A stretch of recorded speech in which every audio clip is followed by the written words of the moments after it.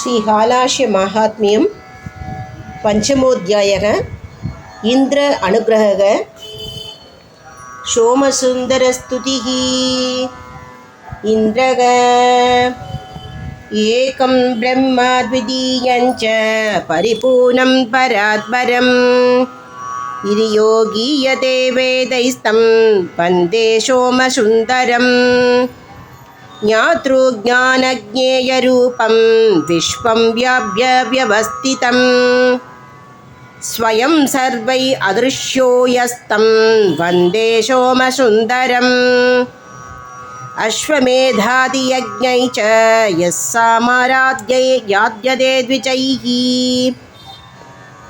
दधाति च बलं तेषां तं वन्दे सोमसुन्दरम् यं विदित्वा बुधा सर्वे कर्मबन्धविवर्जिताः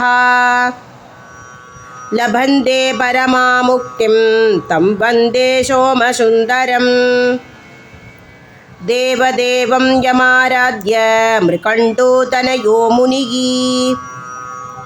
नित्यत्वम् अगमत्सत्यस्तं वन्दे सोमसुन्दरम् निजनेत्राम्बुजकृतपूजया परिदोष्ययं श्रीपतिर्लभते चक्रं तं वन्दे सोमसुन्दरम् येन सृष्टं जगत्सर्वं रक्षितं संकृतं क्रमात् सत्यं विज्ञानमानन्दं तं वन्दे सोमसुन्दरम् यस्मै वेदा च चत्वारो नमस्यन्ति बभुर्धराः ईशानां सर्वविद्यानां तं वन्दे सोमसुन्दरम् यस्मात् परञ्च किञ्चित् वस्तु न विद्यते ईश्वरं सर्वभूतानां तं वन्दे सोमसुन्दरम् यस्य दर्शनमात्रेण ब्रह्मज्ञादिपादकम् अवश्यं नश्यति क्षिप्रं तं वन्दे सोमसुन्दरम् उत्तमाङ्गं च चरणं विधिना विष्णुनाभि च न दृश्यते यस्य यत्ना तं वन्दे सोमसुन्दरम् द्वयानि भारण्यनाथद्वदन्यान् समानाहो दैवतान् पापिनस्ते तदा सम्बोध्वत्समं दैवतं स्यात् यदा योगो वाजिनो रासभस्य